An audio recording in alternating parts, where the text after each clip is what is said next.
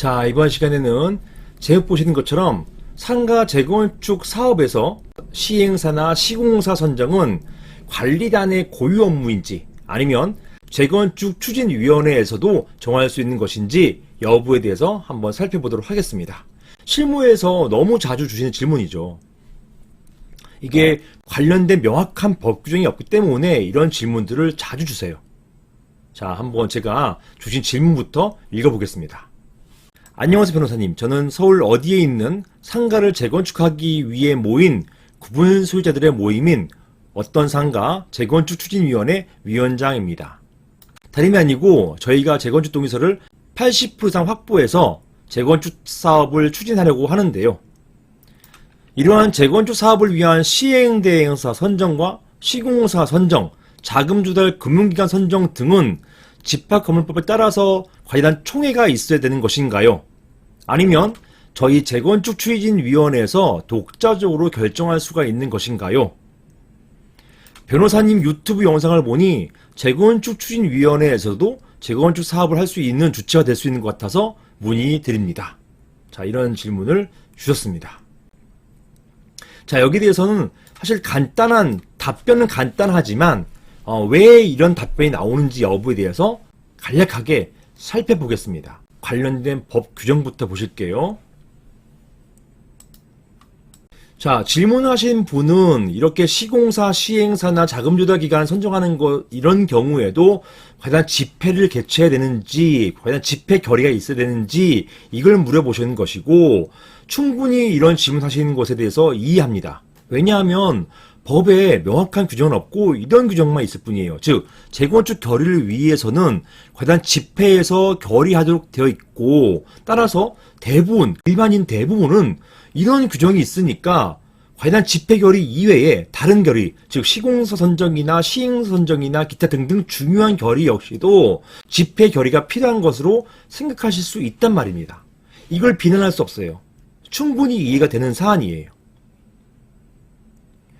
그런데요, 이런 재건축 결의, 즉 구분 소유자 5분의 4 이상과 엔드입니다. 의결권, 이 지분의 전체 지분의 5분의 4 이상, 이런 80% 이상, 머릿수 80%에 지분 80% 이상의 결의를 얻어서 재건축 결의 하기까지도 이렇게 힘들고 벅찬데 그 이후에 계속 이런 집회에 열어가지고 전체의 80% 이상 동의를 가지고서 모든 행위들, 즉 시공사 선정, 시행사 선정, 금융기관 선정, 신탁사 선정 등등 이런 행위를 한다는 것, 이건 너무 힘든 거예요. 이건 거의 재건축 사업할 때마다 정말 이거 재건축 결의 한 번 받는 것도 거의 전쟁인데 그 이후부터 고비가 너무 많아요. 이건 재건축 사업을 못합니다. 이런 경우에는. 그래서 어떻게 보셔야 되는가 하면 이거는 이미 제가 판례 등을 통해 가지고 다 정리가 된 사안입니다. 자, 다음 보실게요. 집합건법상 관련 집회에서 재건축 결의를 하도록 되어 있을 뿐입니다. 즉 무슨 말이냐? 재건축 사업을 위한 추진 주체에 대해서는 규정된 바가 없어요. 별도로 규정하여 놓고 있지 않아요. 따라서 임의단체를 만들어서 재건축 사업을 진행할 수가 있어요. 사안과 같이 재건축 추진위원회, 이런 추진위원회, 재건축 조합, 재건축위원회 명칭 다 좋습니다. 이런 재건축 추진위원회 역시 적법하게 재건축 사업을 추진할 수가 있습니다. 이거 임의단체예요. 임의단체 문제 없습니다. 상가 재건축, 오피스텔 재건축, 빌라 재건축, 단독건물 재건축, 이런 집합건물 재건축은 임의단체 만들어서 재건축하는 것이에요. 제가 이걸 다 정리했습니다. 다 판례 만들고 다 정리했기 때문에 믿고 하셔도 돼요. 이렇게 재건축 사업을 추진하기 위한 주체는 창립총회를 통해서 정관지정과 임원 구성 행위를 할 수가 있습니다. 보통 이렇게 하게 되죠. 제가 다 도와드립니다. 재건축 사업을 위한 시행대행사 선정과 시공사 선정 등에 대해서 정관이 정하는 바에 따라서, 이 정관도 제가 만들어드려요. 이런 정관이 정하는 바에 따라서 결정할 수가 있어요. 재건축 추진위원회, 이런 재건축 사업을 하기 위한 재건축 추진위원회를 설립하기 위한 별도의 정족수, 별도 이거 정리해진 바가 없어요. 또는 제가 추가합니다. 재건축 사업을 추진하기 위한 정족수, 재건축 사업을 추진한다는 게 뭡니까? 바로 사안과 같은 것처럼 시공사, 시행사 선정하는 것 등을 말하는 것이에요. 자, 이렇게 재건축 사업을 추진하기 위한 정족수, 이런 것들은 과반수여도 되고요. 4분의 3 이상 동의를 받아도 되는 것이고요. 이건 정관에 정해놓기 나름이에요.